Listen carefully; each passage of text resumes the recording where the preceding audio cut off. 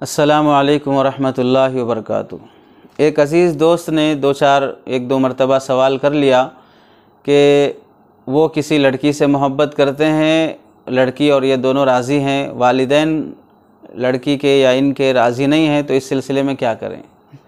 सवाल ख़ुद ऐसा है कि सुनने वालों को भी मुस्कुराहट आ जाएगी। एक बात तो देखिए, मुझे इस चीज़ का तजुर्बा नहीं है, मैंने ज़िंदगी में कभी किसी से मोहब्बत नहीं की है। यानी मेरी शादी लव मैरिज नहीं है, मेरी शादी अरेंज मैरिज है। तो इस सिलसिले की कोई तजुर्बे की बात तो हम नहीं बता सकते हैं कि भाई क्या करना चाहिए अब। यानी अगर सवाल करने का ये मकसद है कि भाई लड़की के वालिदैन नहीं मान रहे हैं तो आप कोई ऐसा आइडिया दीजिए कि वो मान जाएं, तो चूँकि मुझे इस लाइन का तजुर्बा नहीं है और आइंदा ऐसा तजुर्बा मेरे से होने वाला भी नहीं है, तो कोई तजुर्बाती बात तो नहीं बताई जा सकती है। अलबत्ता शरई तौर पे ये चीज़ जानना हो कि शरान मुझे क्या करना चाहिए, तो पहली चीज़ तो एक बात जहन में रख लें, आपकी खैरख्वाही की नीयत से कही जा रही है कि 99% शादियाँ जो लव मैरिज से होती हैं वो 100% नाकाम होती हैं। 99% शादियाँ जो मोहब्बत की बुनियाद पर होती हैं वो 100% नाकाम होती हैं। इसी वास्ते शरीयत में, जैसे किसी बुज़ुर्ग आलिम दीन ने पड़ोस मुल्क के कहा है, शरीयत में लव मैरिज नहीं है, लव आफ्टर मैरिज है। शादी से पहले मोहब्बत नहीं, शादी के बाद मोहब्बत कीजिए।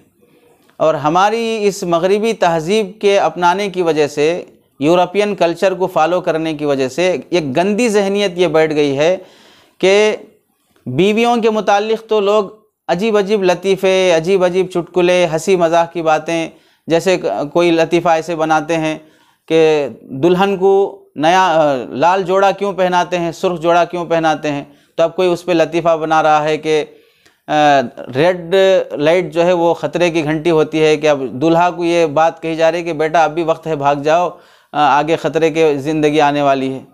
या ये लतीफ़ा बनाते हैं कि भाई दूल्हा को घोड़े पे क्यों बिठाते हैं, तो कहते हैं कि अभी मौका है, घोड़े पे बैठ के निकल जाओ वरना फिर आगे ख़तरे ही ख़तरे आने वाले हैं। तो ये किस पे लतीफ़े बनाए जा रहे हैं? बीवी से और शादी से मुताल्लिक़। और भी अजीब अजीब किस्म के लतीफ़े हैं, घिनौने किस्म के, जिसमें बीवियों की तौहीन, तहक़ीर, तज़लील, उनको गिराना, उनका डिसग्रेस करना, बेहैसियत कर देना। और जो हराम मोहब्बत है, नाजायज़ मोहब्बत है, लड़कियों से नाजायज़ ताल्लुक़ात हैं, गर्लफ्रेंड बॉयफ्रेंड की चीज़ें हैं, बातें हैं, उस पर ऐसे मोहब्बत भरे अशार, ऐसे शान के जुमले और ऐसे दिल कुर्बान कर दिए जाने वाले डायलॉग्स उस पर किए कसे जाते हैं। यूँ तसव्वुर पेश किया जाता है कि शादी एक जहर है और लव मैरिज और इस तरह की नाजायज़ ताल्लुक़ात और मोहब्बत की चीज़ें आदमी के लिए एक जन्नत है, गोया कि ये हूर परी है, और इधर जो शादी की जा रही है वो एक शैतान है और एक जहन्नम की ज़िंदगी है। ये मगरिब की और यहूदियों की ये गंदी सोच जो मुसलमानों के बल्कि बाज़ मरतबा दीनदारों के जहनों में भी, और पढ़े लिखे दीन का इल्म रखने वाले अनपढ़ कहा जा सकता है, वो लोग भी इस तरह के बीवियों पर कसे गए मजाक और चुटकुलों को हंसना, उसे आगे बढ़ाना और बीवियों को ताने देना, और इस तरह के लड़कियों पर बनाए गए चुटकुलों को और इस तरह के अशार को बड़े शान से और बड़े मज़े लेकर पढ़ना, ये तसव्वुर पेश करता है, ये जहन बनाता है कि निकाह मुश्किल कर दिया जाए, निकाह को घिनौना बना के पेश किया जाए, निकाह को बुरा समझा जाए, और इस तरह के नाजायज़ ताल्लुक़ात से ज़िंदगी गुजारने को एक अच्छा कल्चर बना के पेश किया जाए, इसे एक अच्छी तहज़ीब समझी जाए। हालांकि एहतराम के काबिल, इज़्ज़त के काबिल बीवी होती है। अल्लाह के नबी सल्लल्लाहु अलैहि वसल्लम ने फरमाया, खैरुकुम लिअहली व अना खैरुल लिअहली, तुम में बेहतर वो है जो अपने घर वालों से अच्छा हो। तो घरवाली से अच्छाई से पेश आना, हुस्न अखलाक से पेश आना खुशगवार ज़िंदगी की बुनियाद है। उसका एहतराम करना, उसकी तौहीन की जा रही है। और गर्लफ्रेंड बॉयफ्रेंड की ज़िंदगी पर मज़ेदार और खुशनुमा और खुशगवार लतीफ़े और उस पर अच्छे अशार कसे जा रहे हैं। तो याद रखें, ये ख़ुद मगरिब की गंदी सोच है जो पेश की जा रही है, इससे बहुत बचना चाहिए। और लव मैरिज के सिलसिले में याद रखें कि ये शादियां कामयाब नहीं होती हैं। क्यों कामयाब नहीं होती हैं? अगर किसी की ज़िंदगी में ऐसा महसूस हो रहा है कि भाई उनके फ़लाँ की शादी लव मैरिज है, वो बहुत खुशी से रह रहे हैं, फ़लाँ रह रहे हैं, बिल्कुल गलत बात है। वो एक इत्तेफाकी चीज़ हो सकती है और बहुत कम पेश आने वाली बातों पर कोई उसूल और क़ायदा फ़िक्र नहीं किया जा सकता। ये नाकाम क्यों होती है? नाकाम होने की वजह यह है कि शादी से पहले लड़का और लड़की आपस में जब एक दूसरे को देखते हैं, उनकी निगाहें मोहब्बत की निगाह होती है। महबूब को आप जब मोहब्बत की निगाह से देखेंगे तो उसकी हर अदा आपको प्यारी लगती है। महबूब का पसीना भी आपको खुशबूदार लगेगा। महबूब गाली भी देगा तो आपको यूँ समझेगा कि आपकी तारीफ़ कर रहा है। महबूब अगर हवा भी खारिज करेगा तो यूँ मारेगा, यूँ लगेगा कि आप वो स्प्रे लगा रहा है। उसकी हर बुराई, हर गंदगी, हर बुरी चीज़ आपको अच्छी लगेगी, क्योंकि आपका महबूब है। आप उसे मोहब्बत की निगाह से देख रहे हैं। जैसे माँ अपने बेटे को मोहब्बत की निगाह से देखे, काला हो, गोरा हो, फलां हो फलां, कोई फ़र्क नहीं पड़ता, बेटा है। वैसे आपका महबूब है, तो महबूब को मोहब्बत की निगाह से देखा जाता है तो सारे ऐब छुप जाते हैं। अब बस उसकी खूबसूरती, उसकी गोरी चमड़ी, उसके बाल और उसकी आँखें, उसके गाल, ये चीज़ों पर आपकी नज़र रहती है। वो अंदर कितनी ख़राब है, अखलाक कितने गिरे हुए हैं, और बाकी अंदर की चीज़ें क्या, यानी बातों के एतबार से, सोच के लिहाज से, हर एतबार से जिसके साथ आपको हमेशा की ज़िंदगी गुजारना है, वो चीज़ें ज़ाहिर नहीं होती हैं। देखिए, जब भी मोहब्बत होती है तो आप भी अच्छे कपड़े पहनकर, स्प्रे लगाकर, भारी चश्मा लगाकर, अच्छी गाड़ी लेकर और थोड़ी अच्छी घड़ी पहनकर और अच्छा मोबाइल लेकर जाते हैं। यही चीज़ें आप दिखाते हैं। बाकी आपके क़र्ज़े कितने हैं, आपके झगड़े कितने चल रहे हैं, आपकी पढ़ाई क्या हो रही है, वो सब तो नहीं दिखाते हैं आप अपनी गर्लफ्रेंड को। एक मरतबा तो मेरे साथ ऐसा हुआ, जब मदरसा जाते हुए बुलेट गाड़ी से जब जा रहे थे तो एक साहब जान पहचान के बेतकल्लुफ़ कहने लगे, आप ऐसे बुलेट लेके, आईफोन लेके, फ़लाँ लेके आप वोमेंस कॉलेज के सामने से गुजरेंगे तो आपको भी कोई 2-4 नंबर दे देंगे। यानी ये जो मोहब्बतें होती हैं ये ज़ाहिर को देख के होती हैं, ज़ाहिरी चीज़ों की वजह से होती हैं। अब आपकी जो रियल लाइफ है ये सिर्फ ज़ाहिरी चीज़ों को देख के गुजारना नहीं है। जब आप घर में रहेंगे, एक साथ रहेंगे, तो आप कपड़े उतारेंगे ही। हमेशा थोड़ी ये स्प्रे लगा के, वाच घड़ी लगा के, मोबाइल लेके, फ़लाँ लेके रहेंगे। आप चड्डी पे भी रहेंगे, आप लुंगी पे भी रहेंगे, आपके सारे ऐब खुल के आएंगे। अब तो खाली खुशबू दिख रही है, उस वक्त बदबू भी दिखेगी। अब तो खाली बने सवरे दिख रहे हैं, उस वक्त सड़े भी दिखेंगे। तो अब मोहब्बत के वक्त आप सिर्फ ज़ाहिर को देख रहे हैं, तो इस बुनियाद पर मोहब्बत की जा रही है। और जब आगे चलकर ये सारी जिन बुनियादों पे मोहब्बत थी, वो बुनियादें जब ढह जाएंगी और ख़त्म हो जाएंगी तो मोहब्बत भी ढह जाएगी, मोहब्बत भी ख़त्म हो जाएगी। तो इस वास्ते 99% शादियाँ नाकाम होती हैं। और तीसरी चीज़ ये है कि लड़का लड़की जब मोहब्बत करते हैं तो उनके सामने सिर्फ़ एक ख्वाहिश होती है, एक लज्जत होती है जिसे पूरा करना रहता है। लड़की खूबसूरत दिखी, लड़की आपको अच्छी दिखी, यानी वो फ़ी नफ्सी ही खूबसूरत होना ज़रूरी नहीं है, आपको अच्छी दिखे बस काफ़ी है। हो सकता है कि भाई एक लड़की एक को पसंद हो, दूसरे को ना पसंद हो, हर एक की अलग अलग पसंद होती है। तो फ़ी नफ्सी ही लड़की खूबसूरत हो या ना हो उससे कोई ताल्लुक़ नहीं है, आपको पसंद है तो आप उससे मोहब्बत करने लगते हैं। तो जब फ़ी नफ्सी लड़की पसंद है, जब आप उससे मोहब्बत करेंगे तो बुनियादी चीज़ वहाँ पर ये नहीं होती है कि भाई हम दोनों मिलकर एक अच्छी ज़िंदगी गुजारेंगे और हम दोनों मिलकर कोई बड़ा कॉलेज खोलेंगे, कोई बड़ा मदरसा खोलेंगे या बड़ी हॉस्पिटल खोलेंगे, हम इस नीयत से कोई अच्छा फ्यूचर बनाने की नीयत से कर रहे हैं, ये चीज़ नहीं होती है। वहाँ पर जिनसी ख्वाहिश, लज्जत, एक दूसरे से ख्वाहिश पूरा करना मकसूद होता है। और ख्वाहिश कितनी देर की है? 15 मिनट, आधा घंटा, और आप अपने हिसाब से अंदाज़ा कर लें। 2-4 बार जब आदमी की ख्वाहिश पूरी हो जाती है तो फिर वो जो मोहब्बत है कम होना शुरू हो जाती है। अब आदमी हमेशा ख्वाहिशात के साथ नहीं जी सकता, ज़रूरतें उसके साथ लगी हुई होती हैं। ख्वाहिशात ख़त्म होती जाएंगी, ज़रूरतें बढ़ती जाएंगी, तो अब जो ख्वाहिश की बुनियाद पे मोहब्बत हुई थी, ख्वाहिशात तो ख़त्म हो गए, ज़रूरतें सर पे आप पड़ रही हैं। मैं शादी से पहले जैसा आपको देख रही थी आप वैसे नहीं हैं, मैं शादी से पहले जैसा आपको सोच रहा था आप वैसे नहीं हैं, शादी से पहले जैसा आप मेरे को बहुत ही लाइक कर रहे थे आप वैसे नहीं हैं, शादी से पहले जब भी आप मेरे को देखते थे मुस्कुराते थे, अब तो खाली चिढ़ रहे हैं, अब तो खाली गुस्सा ही है। ये सब बातें आती जाएंगी क्योंकि शादी से पहले आपको यही दिखाया गया है। और इन चीज़ों को देखकर आप ये समझ जाना कि हकीकत की और रियल लाइफ की ज़िंदगी हमेशा की ऐसी ही रहेगी, ये बेवकूफ़ी है। जिन जिन लोगों की शादियां हुई हैं आप उनको देख लीजिए, क्या वो हमेशा इसी तरह बड़ी मोहब्बत से, बड़े शान से, बड़े प्यार से रहते हैं? हरगिज़ नहीं है। चौथी बात यह है कि आप जब एक दूसरे से मोहब्बत करते हैं, आपकी नज़र तो एक दूसरे से जिस्मानी लज्जत और ख्वाहिश की होती है। इसमें ये बोलना कि नहीं हमारी मोहब्बत पाक है, हमारी मोहब्बत मासूम है, हमारे दिमाग में ऐसा कुछ भी नहीं रहता, हमारी वैसी कोई फीलिंग नहीं रहती, ये एक साफ झूठ है। फीलिंग वैसी नहीं रहती का क्या मतलब है? आप मर्द नहीं हैं, वो लड़की औरत नहीं है। मर्द की फीलिंग मर्द में होती है, औरत की फीलिंग औरत में होती है। ये फीलिंग होने की वजह से आप उससे मोहब्बत कर रहे हैं। फीलिंग नहीं होती तो फिर आप किसी दरख्त से मोहब्बत कीजिए, किसी झाड़ से और किसी बिल्डिंग से और किसी जूते चप्पल से और किसी बिल्ली से, किसी कुत्ते से मोहब्बत कीजिए। फीलिंग तो नहीं है ना वहाँ पर भी। फीलिंग नहीं है बोलना है बिल्कुल गलत बात। फीलिंग नहीं है तो फिर डेट पे क्यों जा रहे हैं? फीलिंग नहीं है तो चलो कभी क्या हैप्पी बर्थडे पर, फलां डे पर, फलां डे पर घूमने फिरने की नीयत से पार्कों में इस तरह एक दूसरे के हाथों में हाथ डाल के गोद में बैठ के फलां इस तरह की एक दूसरे के चिपक के बैठ के, ये सारी चीज़ें क्या हैं? फीलिंग नहीं है तो फिर क्या है? ये तिलावत है, ये इबादत है, क्या चीज़ है फिर फीलिंग नहीं है बोलना? हमारी नज़र मासूम है, फलां मासूम है, बिल्कुल गलत बात है। जब लड़का लड़की मोहब्बत करते हैं तो महज ख्वाहिश मकसूद रहती है, और उनके माँ बाप को महज ख्वाहिश नहीं, ख्वाहिश के तो वो भी ख़ाइल हैं कि जब बच्ची बड़ी हो जाएगी, लड़की बालिग हो जाएगी तो हमें भी किसी ना किसी के यहाँ हाथ थमा के भेजना है। उसके बाद की चीज़ें तो वही होंगी जो एक आम लड़का लड़की शादी के बाद करते हैं। माँ बाप उस पर राज़ी हैं, लेकिन शादी के ज़रिए से।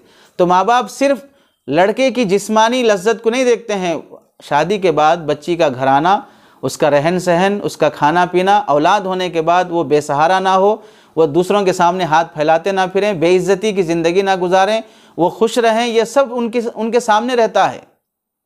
माँ बाप बच्चियों को पालने के बाद, उनकी शादियों के बाद, नवासे होने के बाद भी हमेशा फ़िक्र लगी रहती है कि मेरी बच्ची की ज़िंदगी हमेशा खुश रहे। लड़का होने पर इतनी ज़्यादा हैबत नहीं होगी, लड़की होने पर जितनी हैबत होती है। पैदा हुई तो भी परेशानी। आज के मुआशरे में जैसा कि लोग तसव्वुर करते हैं कि लड़की हुई तो अब जहेज़ देना पड़ेगा, फलां करना पड़ेगा, मुआशरे में इनकी इतनी बेटियां हैं। बेटियां हो तो ही उनको एक नीची निगाह से देखते हैं, इनकी इतनी बेटियां हैं। बेटे हो तो बड़ी ऊंची निगाह से देखते हैं। ऐसा मालूम हो रहा है कि कोई 4 बैंक आ गए हैं, अब खाली कैश ही कैश जमा होता रहेगा। लड़का बड़ा होने के बाद जहेज़ के नाम पे भीख लाता रहेगा और हमारा गोद भरता रहेगा। लड़की पैदा होने पर ही आदमी बेफिक्रमंद हो जाता है। पढ़ाई की फ़िक्र, स्कूल जाते वक्त उसकी इज़्ज़त की फ़िक्र, कॉलेज में और टेंशन शुरू हो जाता है। शादी के मौके पर कैसा शोहर मिलेगा, दामाद कैसा होगा, आगे क्या झगड़े होंगे, ये सारा उन लोगों को टेंशन लगा रहता है। वो एक खुशी की ज़िंदगी देखना चाहते हैं। लज्जत की ज़िंदगी इंसान की ज़रूरत है, वो लगी हुई रहती है। पूरी 60 साल की ज़िंदगी में आदमी कितनी देर ख्वाहिश करेगा? मियाँ बीवी सोहबत कितनी देर करते हैं 60 साल में? जवानी में करते हैं, और जवानी में 24 घंटों में से कितनी देर मिलते हैं? हफ्ते में कितनी बार, रोज़ाना में कितनी बार? तो ख्वाहिश और लज्जत की ज़िंदगी का अगर तनासुब निकाला जाएगा तो पूरी ज़िंदगी में आदमी एक हफ़्ता भी ख्वाहिश नहीं कर सकता। लेकिन उस एक हफ़्ते की ख्वाहिश की बुनियाद पर 60 साल की ज़िंदगी को अनदेखे आप फ़ैसला कर देना, कितनी हिमाकत की बात है। और 5वीं चीज़ ये है कि अगर जैसा आप ये चाहते हैं कि आप किसी लड़की से मोहब्बत करें, वो आपसे मोहब्बत करे और उनके वालिदैन राज़ी हो जाएं, फलां हो जाएं, आपकी बहन से, आपकी बेटी से कोई शख्स मोहब्बत कर रहा हो और आपको पता चले कि कोई लड़का मेरी लड़की के पीछे पड़ा है, उसे छेड़ रहा है या उसे फॉलो कर रहा है, इस तरह अगर आपको पता चले तो आप क्या महसूस करेंगे? आप क्या चाहेंगे उस वक्त? आप ये चाहेंगे कि हाँ, मेरी बेटी को अब दुल्हा तलाश करने की ज़रूरत ही नहीं पड़ी, मुफ्त में दुल्हा मिल गया, अब आसानी से जोड़ा बन सकता। आप ये सोचेंगे, या ये सोचेंगे कि मेरी बेटी की ज़िंदगी बर्बाद हो रही है, कहीं से धोखा ना दे दे? और आजकल के लड़कों में कितनी अमानतदारी है और कितनी वफ़ादारी है कि निभाएंगे ज़िंदगी भर। जैसे आजकल गाड़ियाँ बदल रहे हैं, कपड़े बदल रहे हैं, वैसे तो लड़के लड़कियों को और लड़कियाँ लड़कों को बदल रहे हैं। ऐश और लज्जत की ज़िंदगी, एक खाने जिस तरह 3 टाइम खाए जाते हैं, वैसा वक्तन फ़वक्तन एक दूसरे को इस्तेमाल किए जा रहे हैं। वैसे नाजायज़ ताल्लुक़ात इंसान की ज़िंदगी में ऐश और अय्याशी के खातिर बन के रह गए हैं। ऐसे मौके पर आपकी जब ये फीलिंग होती है कि आपकी बेटी को कोई ना देखे, कोई दाग धब्बा उस पर ना आए, आपकी बहन को कोई ना देखे, जैसा कि अल्लाह के नबी सल्लल्लाहु अलैहि वसल्लम की मजलिस में एक नौजवान सहाबी आकर अर्ज़ करने लगे, या रसूलल्लाह, मैं ज़िना करना चाहता हूँ, आप मुझे इजाज़त दीजिए। सहाबा को उस सवाल पर गुस्सा आ गया, तो अल्लाह के नबी सल्लल्लाहु अलैहि वसल्लम ने उन सहाबी को करीब किया, घुटने से घुटना लगाकर बिठाया और बड़े नरमी से उनको समझाया, ठीक है आपको इजाज़त देने से पहले ये पूछता हूँ, अगर आपकी माँ के मुतालिक कोई शख्स से पूछे कि वो ज़िना करना चाहता है तो तुम क्या कहोगे? आपकी बहन के बारे में कोई पूछे कि वो उसके साथ हम बिस्तरी करना चाहता हो तो क्या कहोगे?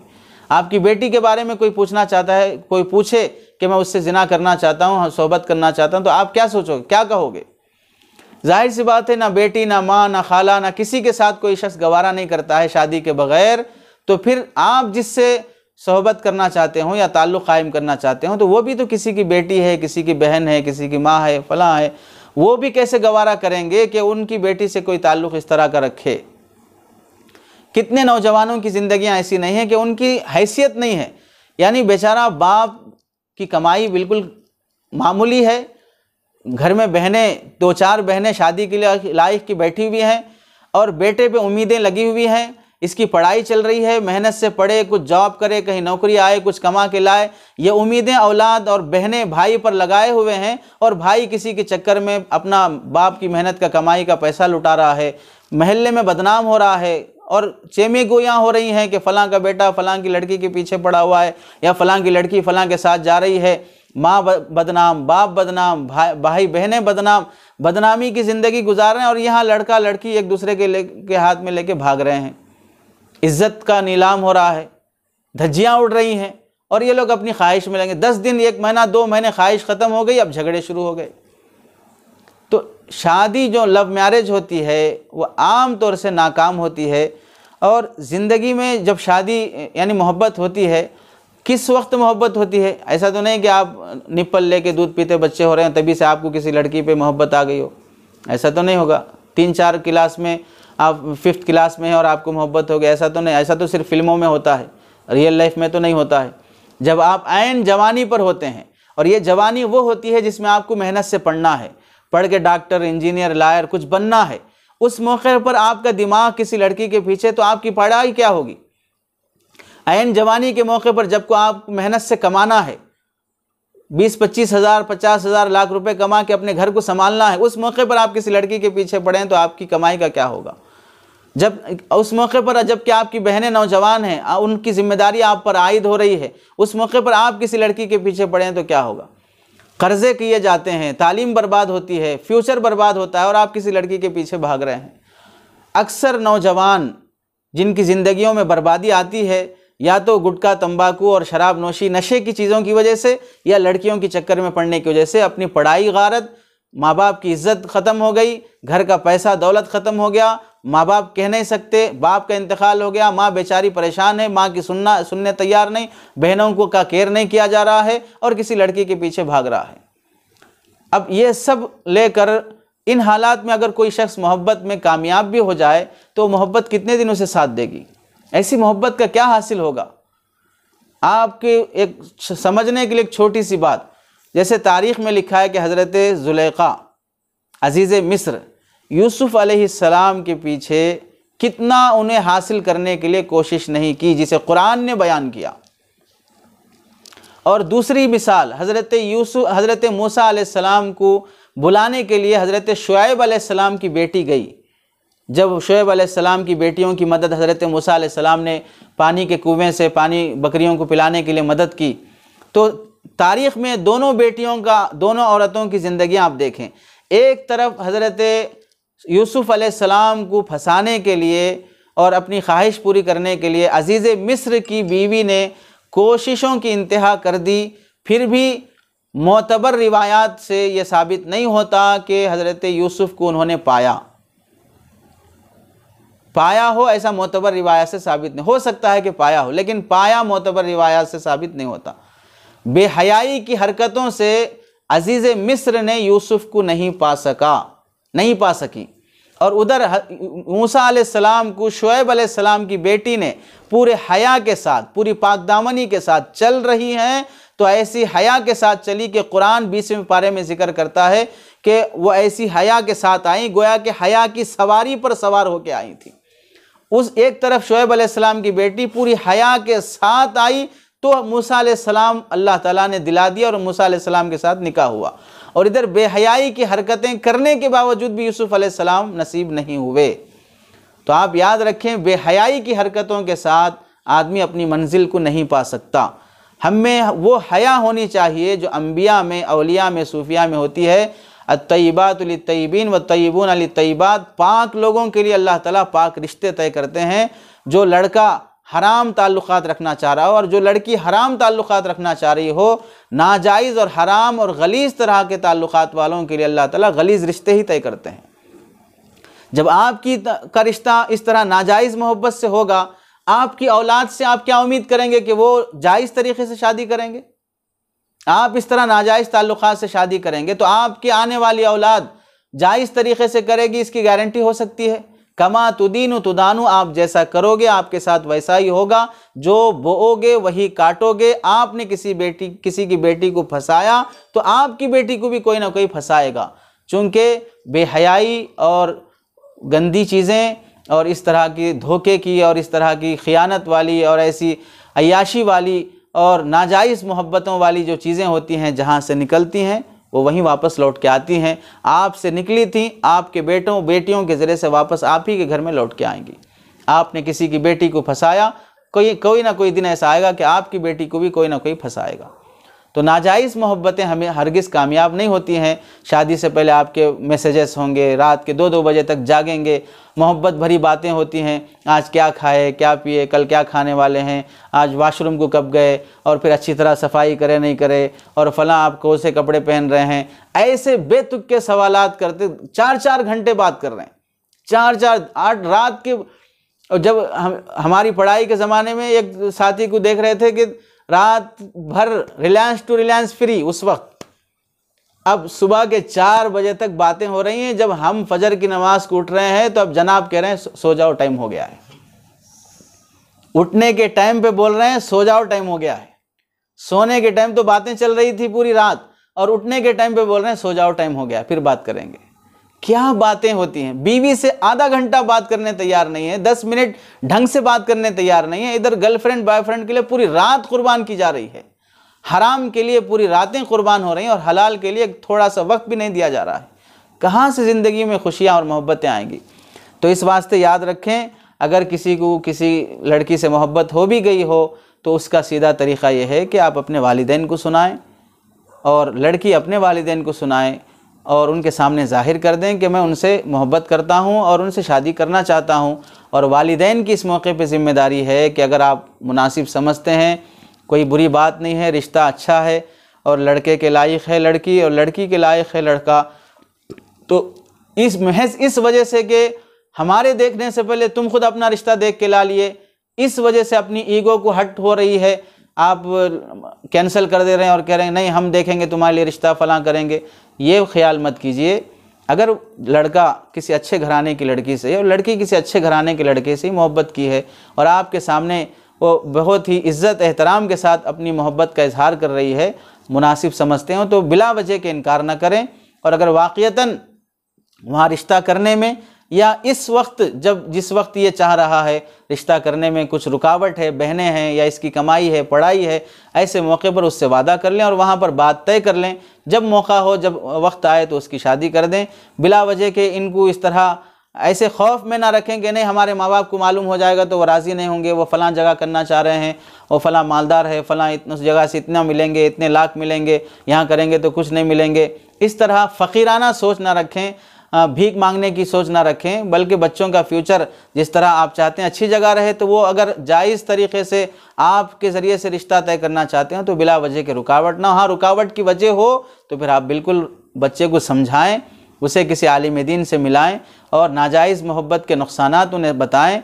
तो इस तरह अपनी मोहब्बत की ज़िंदगी को जायज़ तरीक़े में बदलना चाहिए। ऐसा नहीं कि हमारे पास कोई ऐसा वजीफ़ा या कोई ऐसी तावीज़ हो कि हम उसे बता दें तो फिर लड़की के माँ बाप और बहुत जल्द राज़ी हो जाएं।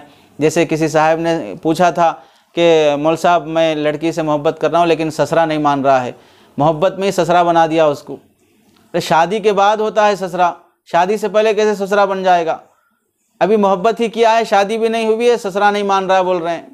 वो ससरा हुआ ही कैसे? वो रिश्ता ही तय नहीं हुआ, अभी यहीं से रिश्ता तय कर रहे हैं। तो इस वास्ते जायज़ मोहब्बत को यानी मोहब्बत को जायज़ तरीक़े से हासिल करने की कोशिश करें, नाजायज़ मोहब्बत से बचें। आँखों का ज़िना, ज़बान का ज़िना, ख़यालात का ज़िना, जितना आदमी उसमें लगा रहता है उतना वक्त भी बर्बाद होता है और उतना गुनाह भी होता है, और नाजायज़ तरीक़े से हासिल की हुई चीज़ में कोई आफ़ियत और अल्लाह ताला कोई रहमत और बरकत नहीं रखते हैं। इसी वास्ते ये रिश्ते आम तौर से नाकाम होते हैं। मोहब्बत डालने वाली ज़ात अल्लाह की, वो जब मोहब्बत नहीं डालती है नाजायज़ पर बुनियाद बनी होने की वजह से, तो फिर ज़िंदगी में मोहब्बतें कहाँ से आएंगी। इस वास्ते ऐसे नाजायज़ मोहब्बतों से बचें, वरना तो मोहब्बत करने में मज़ा तो बहुत आएगा, जैसा कि मोहब्बत करने वालों के इन ज़िंदगियों से पता चलता है कि बदनाम हो रहे हैं, फ़लाँ हो रहे हैं, नहीं फिर भी दिल आया दीवार पे तो फिर परी किस काम की। अब गाने बोल रहे हैं, अशार बोल रहे हैं, फ़लाँ कर रहे हैं, बदनामी का कोई डर नहीं, फ़लाँ नहीं, सब कर रहे हैं, तो ये आदमी की ज़िंदगी बर्बाद कर देने वाली चीज़ हैं। इससे एहतियात करें। अल्लाह ताला जायज़ मोहब्बत दे, नाजायज़ मोहब्बत से हमारी हिफाजत फरमाए।